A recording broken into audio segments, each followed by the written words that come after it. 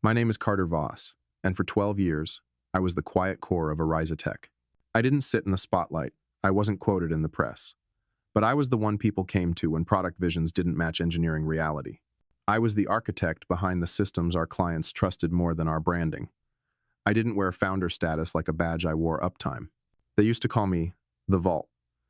Not because I kept secrets, but because I remembered everything. Every emergency patch, every undocumented quirk, every client pain point that didn't make it into Jira because someone was too proud to admit they screwed up.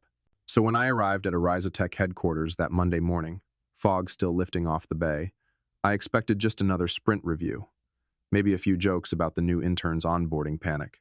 What I didn't expect was for my security badge to blink red. I swiped again, the same harsh tone. Access denied. I looked up at Evan, the overnight guard who always nodded when I came in early. He stood slowly from his stool. Hey, Carter. Might want to head down to HR. Something's changed. Something. That word corporate people use when they don't have the stomach to say what really happened. I walked past the glass offices and curved monitors and team slogans written in marker on whiteboard walls. I had written half of those lines, and now I felt like a ghost walking through someone else's memory. The woman in HR didn't greet me by name. She used Mr. Voss. No warmth, no smile, just a red folder already sitting in front of her, as though this moment had been scheduled days ago. She told me the company had made a strategic decision, not disciplinary, and that my employment was being terminated effective immediately. A severance package was included. She slid the folder forward, expression blank. I opened it and skimmed. It was clean, cold, not cruel, just indifferent. I wasn't being fired. I was being erased. I didn't argue. I didn't ask why. Because I knew no answer would be honest, and no honesty would change what had already happened. Instead, I stood, nodded once, and walked out. By the time I reached the parking garage, it all began to settle. Not like a storm, but like dust. The kind that fills every crack when something collapses and the air stops moving. It wasn't the firing that stunned me. It was the calm that followed. I wasn't angry. Not yet. I was just clear. They'd gotten rid of me because I knew too much. And worse, because I mattered more than they wanted to admit. They didn't fire me because I failed. They fired me because they were preparing to turn Tech into something sellable, something impersonal. And people like me, people who had their fingerprints on every undocumented fix and backdoor patch, were liabilities.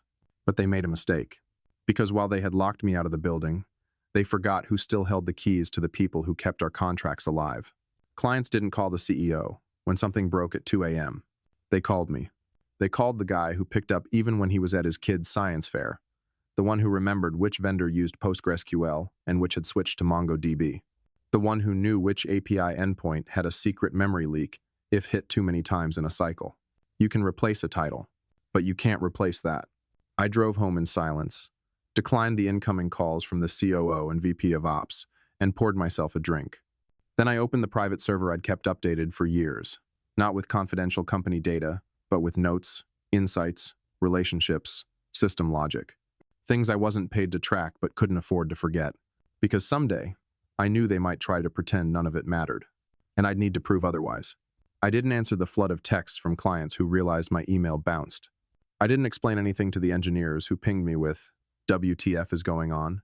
Instead, I poured another drink, Saturday in the quiet, and realized I didn't need to fight back. All I had to do was answer the phone when the first failure hit, and it would, because I didn't build for them. I built for the people who trusted me. And now, I was going to show them what trust really looks like. It was almost midnight when the first call came in.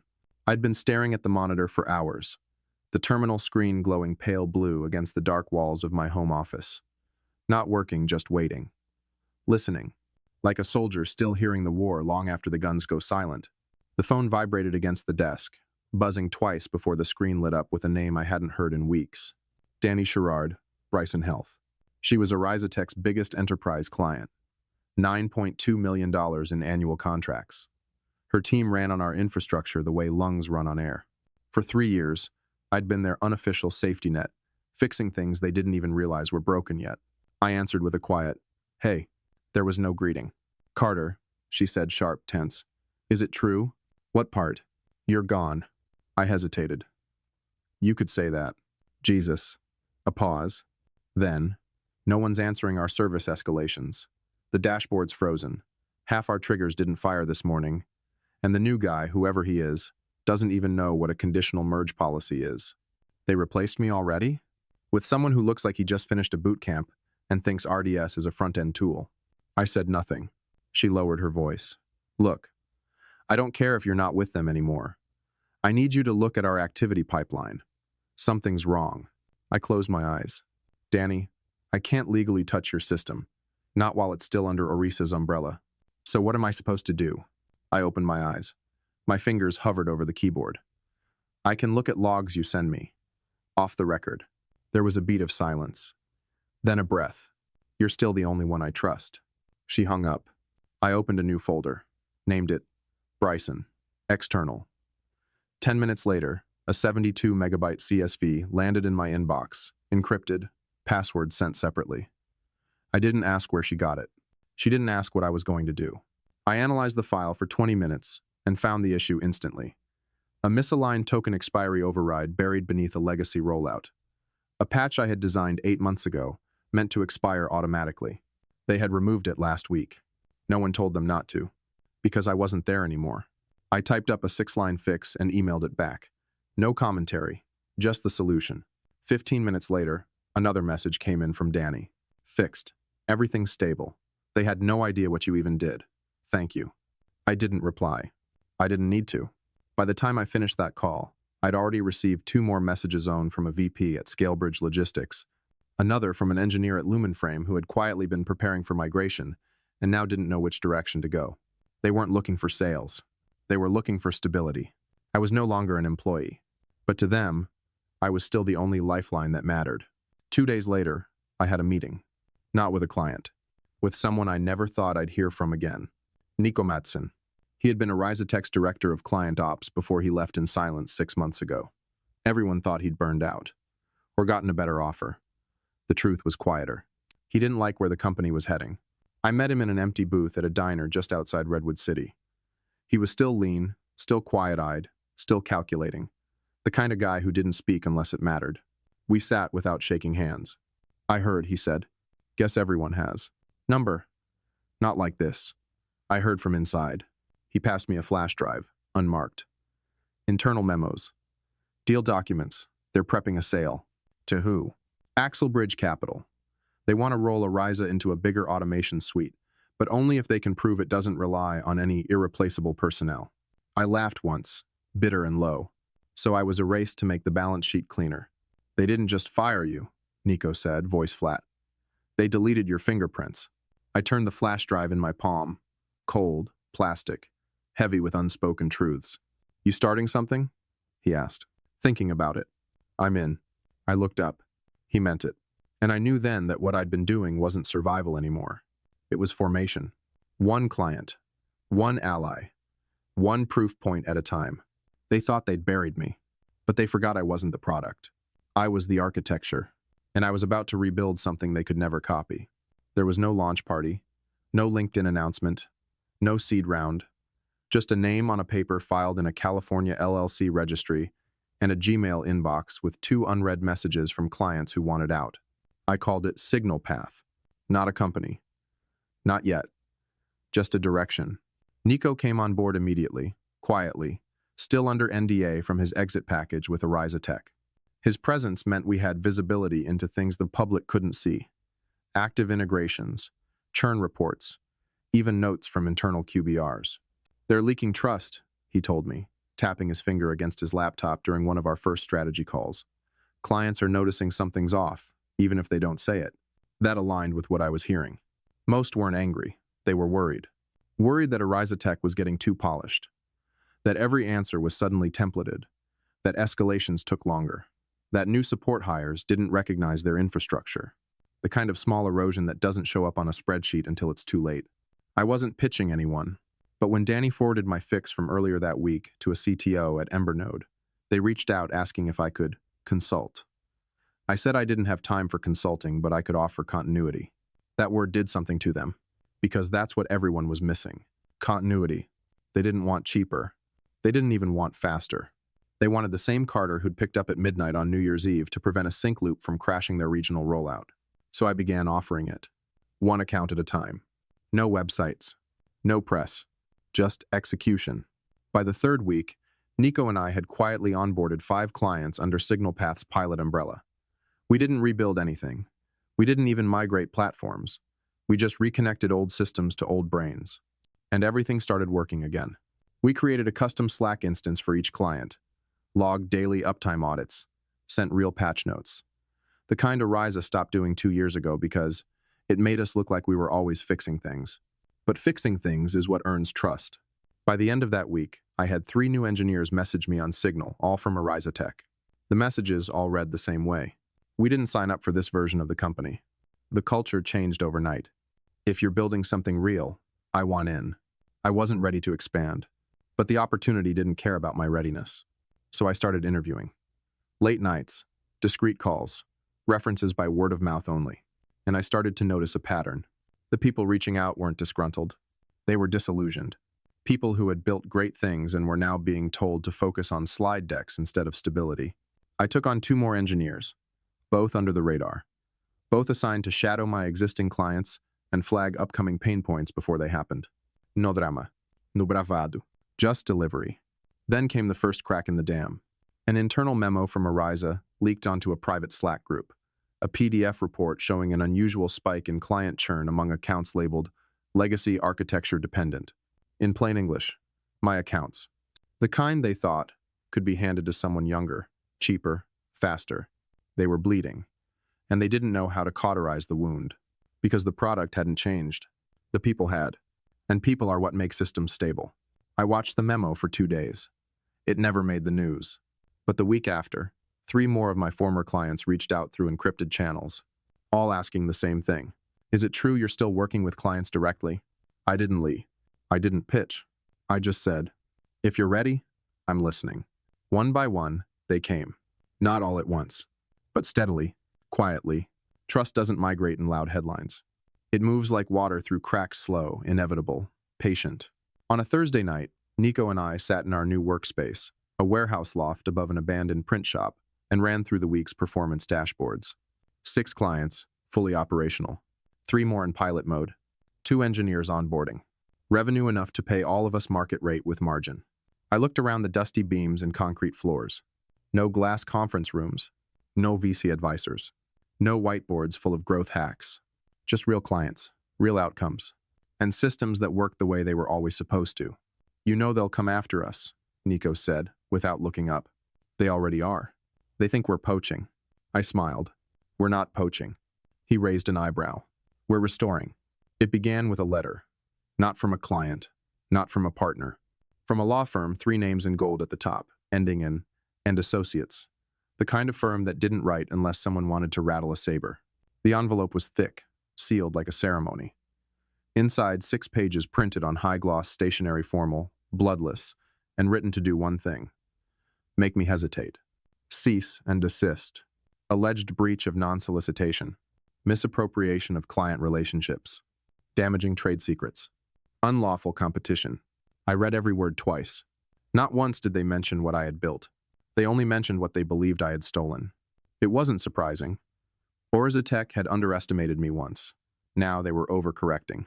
I laid the letter on my desk and let it sit there like a dead insect under glass. Nico walked in halfway through my second read. They've made it official, I said. He glanced at the logo. So it begins. He wasn't fazed, and I wasn't scared. Because I had kept every conversation clean. No data pulled, no pitches offered. Every client came of their own accord. I didn't need to convince them. Ariza Tech had already done that part for me. Still, a letter like that wasn't meant to win. It was meant to shake. And if I knew anything about corporate fear, it was this. When they go legal, it's because they've already lost the personal. I didn't respond. Instead, I forwarded it to a Laura Bishopan attorney I'd helped during her startup days, back before SignalPath had a name. She responded in 2 hours. They're bluffing. I'll draft a reply. In the meantime, don't stop. That same afternoon, something else arrived. Not another letter. A blog post. From Ariza Tech's official site. Our commitment to legacy clients in a changing landscape. It was dressed in corporate neutrality, but every paragraph dripped with passive aggression. They thanked their long-standing architecture partners for their patience. Assured readers that recent service adjustments were part of a wider optimization effort, promised enhanced onboarding for all successor engineers. They never mentioned me, but they didn't have to. The message was clear. He's gone. Move on. Only, the comments weren't buying it. Anonymous engineers, quiet client-side PMs, even a few former Ariza interns. They all said the same thing. You removed the person who understood the foundation. We didn't need optimization. We needed Carter. We're already gone. You just don't know it yet. Within 48 hours, the post was taken down. That weekend, Danny invited me to a retreat her team hosted annual quiet gathering, just key partners and advisors. She said she had something I needed to hear. I arrived late, kept it discreet. It wasn't about branding. It was about relationships. We sat by the fire pit after the last panel. She leaned over. They called us. Who? Ellen Shore, VP of Client Continuity at Ariza. She asked me to reconsider, said there's still time to stabilize the relationship. I stared into the fire. She offered discounts? 15%. Promised a dedicated liaison? Senior transition analyst, whatever that means. I said nothing. Danny smiled. We declined. Why? Because you answer the phone. She handed me a manila folder. Inside was a one-page document, a signed 5-year renewal with SignalPath. No performance clause, no trial window, just trust. I've spoken with 4 others. They're coming too. Quietly, no press. That Monday, SignalPath crossed the threshold. 10 clients. 8 fully active. 2 transitioning in secret. 1 Fortune 500 prospect observing in shadow mode, waiting to see if we could handle scale. We could, because we weren't overpromising. We were simply delivering. Nico called it traction without noise. I called it revenge without fire. The best kind. But the noise was coming, not from us. From inside Ariza Tech. Because the next morning, a thread appeared on an anonymous tech whistleblower forum. Title: Ariza's Q4 forecast just imploded. The user claimed to be a financial analyst inside their strategic investment group. Attached were slides, internal churn forecasts, anonymized loss charts, stress testing docs. The words Client Confidence Index were highlighted in red. I didn't post it. Neither did Nico. But we knew it was real. Because they were losing the one thing you can't buy with funding. Belief. And now, all we had to do was hold steady. Because the truth wasn't explosive. It was cumulative. It didn't come with headlines. It came with one client choosing silence over spin, one engineer choosing purpose over perks, one quiet architect refusing to stay buried. It started with a headline: Ariza Tech, hit by client exodus, linked to former engineer. The article came from Tech Epoch, a mid-tier industry rag usually more interested in product launches than personnel shifts. But this one was different. It named no names, just hinted. Sources within Ariza Tech confirm an unusual pattern of legacy accounts transitioning away from the platform over the last quarter. Insiders point to a former engineer, quietly let go earlier this year, who has since founded a competing firm. I wasn't mentioned. SignalPath wasn't mentioned. But in a small sidebar, they quoted a strategic analyst who claimed that disruptive individuals often attempt to leverage insider knowledge when they fail to scale inside corporate structure. That part was clear. It was personal. And it was Ariza Tech approved. 3 hours later, my inbox tripled. Not clients. Not engineers. Investors. Seed scouts. Angel syndicates. Even a couple of early-stage VCs who'd been watching Ariza from the sidelines for years and now smelled blood. They wanted to know who I was, what SignalPath did, and whether we were fundraising. We weren't. But that didn't mean we weren't open. I sent the same message to each one. We're not taking money. We're taking ground. That quote ended up in a follow-up article, this time from Stack Journal, a more serious voice in tech. They did the digging, connected the dots, listed my name, Nico's departure, the leaked churn slide, and 3 companies that had quietly updated their vendor logs in the past month. And that's when everything broke loose. Danny called me first. You didn't leak it? She asked. Number. Good. Because people are furious. Who? Ariza's legal counsel. They're calling partners, warning people about data contamination if they engage you. I stayed silent. Danny laughed. They're scared. How do you know? Because they're acting like they aren't. I hung up and turned to Nico. They've gone public. He nodded. Expected. It's the last move before collapse. Brand war. What's our move? He tapped the side of his laptop. Nothing. Keep delivering. And we did. That week, SignalPath completed its largest onboarding, yet a multi-region health network whose systems spanned 6 time zones and ran more daily transactions than our previous 5 clients combined. We didn't advertise it, but they did. A CTO tweet, a blog post about choosing reliability over legacy partnerships, a LinkedIn update that tagged me by name, with the line, "The people who build the systems understand them better than the ones who inherit them." Overnight, my network requests jumped by 400%.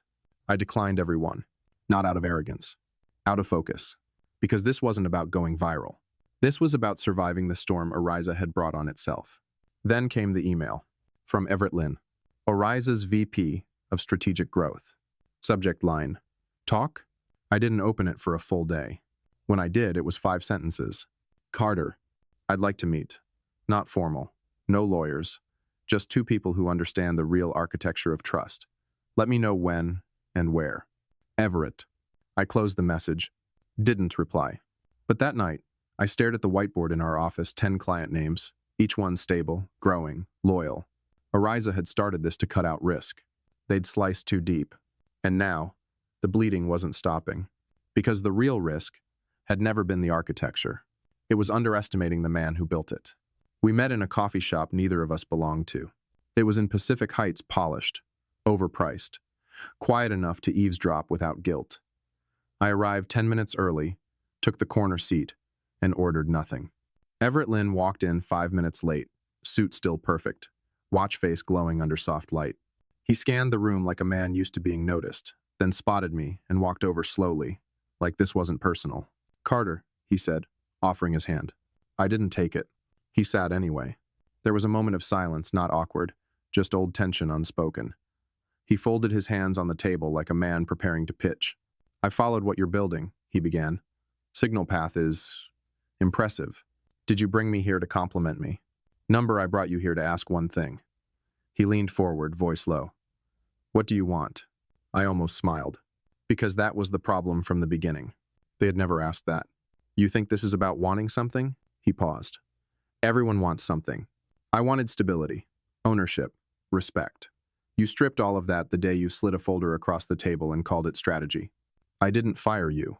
You signed the memo. He didn't respond. I continued. You thought removing me would make the company easier to sell. You forgot clients don't trust companies. They trust people. He nodded once. That's clear now. Too late. Everett looked down. For the first time, I saw a crack in his composure. Not regret, just fatigue.